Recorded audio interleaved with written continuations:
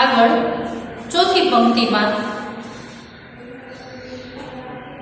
14મું કાવ્ય યુગ ઓર મેં, એમાં ચોથી पंक्ति, खोल रहे हैं सात समुंदर, डूबी जाती है दुनिया, ज्ञान थाह लेता था जिससे गर्क हो रही वह दुनिया, डूब रही हो सब दुनिया, जब मुझे डूबता गम तो क्या।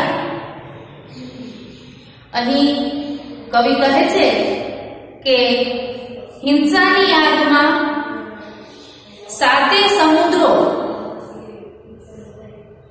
ઉકળી રહ્યા છે, સમગ્ર સંસાર હિંસાથી પીડિત છે,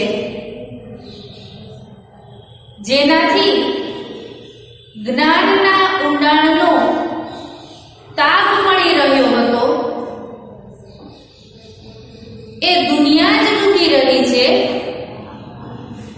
જ્યારે આખી દુનિયા ડૂબી રહી છે તો હું પણ દુઃખમાં ડૂબું, તેમાં સો અફસોસ। ત્યાર પછીની 5મી પંક્તિ, हाथ बने किस लिए, करेंगे भू पर मनुज स्वर्ग निर्माण, बुद्धि हुई किस लिए कि डाले मानव जग जड़ता में प्राण, आज हुआ सबका उल्टा रुख, मेरा उल्टा पासा क्या। અહીં કવિ 5મી પંક્તિમાં એમ કહે છે કે ઈશ્વરે મનુષ્યને હાથ એટલા માટે આપ્યા છે કે તે ધરતી પર સ્વર્ગનું નિર્માણ કરે,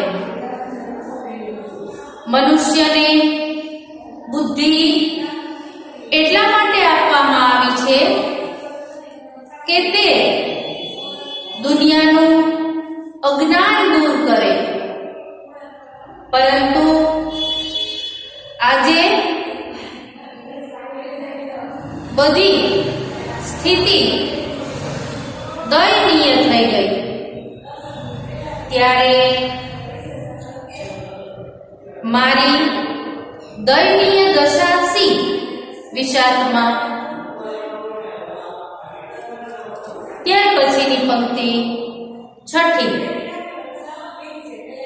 मानव को ईश्वर बनना था, निखिल सृष्टि वश में लानी, काम अधूरा छोड़कर रहा आत्मघात मानव ज्ञानी, सब झूठे हो गए निशाने, तुम मुझसे छूटे तो क्या। અહીં આ 6ઠી પંક્તિમાં કવિ કહે છે કે મનુષ્ય ઈશ્વર બનવાના પ્રયત્ન કરી રહ્યો હતો, તેને સમગ્ર સૃષ્ટિ પોતાના વશમાં કરવી હતી, પરંતુ તે કામે તેણે વચમાં જ અધૂરું છોડી દીધું અને જ્ઞાની હોવા છતાં આત્મહત્યાની પ્રવૃત્તિમાં પડી ગયો। આવા જ્ઞાનીઓના નિશાન પણ ધારી જગાએ લાગવાને બદલે નિષ્ફળ ગયા. તો મારાથી નિશાન ચૂકી જવાય તો તેમાં બીજું શું થઈ શકે? ત્યાર પછીની છેલ્લી 7મી પંક્તિ, एक दूसरे का अभिभव कर रचने एक नए भव को, हे संघर्ष निरत मानव अब फूंक जगत गत वैभव को, तहस नहस हो रहा विश्व तो मेरा अपना आपा क्या. અહીં છેલ્લી 7મી પંક્તિમાં કવિ કહે છે કે આજે એકબીજાનો નાશ કરીને નવી દુનિયા રચવાની સ્પર્ધા જાગી છે. આજે મનુષ્ય વર્તમાન જગતના વૈભવનો નાશ કરવાની મથામણમાં રોકાયેલો છે. જ્યારે આખું વિશ્વ નષ્ટ થઈ રહ્યું હોય તો જે મારું છે એ બચવાનો પ્રશ્ન જ ક્યાં છે?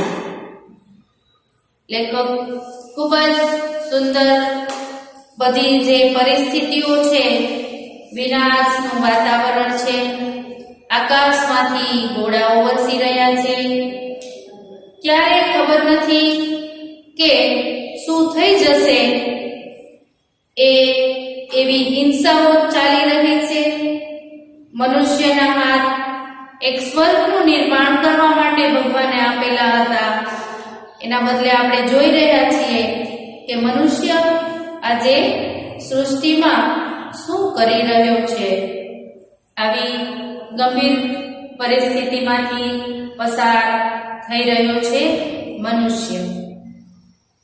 ત્યાર પછી આપણે આગળ આ યુગ ઓર મેં કાવ્યના શબ્દાર્થ અને ટિપ્પણી સમજી લઈએ. ધબ્બા, ધબ્બા એટલે દાગ કે કલમ. હસ્તી, હસ્તી એટલે અસ્તિત્વ. લપટે, લપટે એટલે જ્વાલાએ. સમતા એટલે સમાનતા. વ્યથા એટલે દુઃખ કે પીડા. રૂખ એટલે કે વ્યવહાર, વર્તન. નિખિલ એટલે સંપૂર્ણ. અભિભવ એટલે આદર. ભવ એટલે સંસાર કે દુનિયા. વૈભવ એટલે સંપત્તિ. આપા એટલે અભિમાન. આ શબ્દાર્થ અને ટિપ્પણી દરેક બહેનોએ સેટ નોટમાં લખવાની રહેશે. અને આ 14મું કાવ્ય છે એ તમારી બુકમાંથી જોઈ અને સેટ નોટમાં 7 પંક્તિઓ લખવાની રહેશે. નમસ્કાર.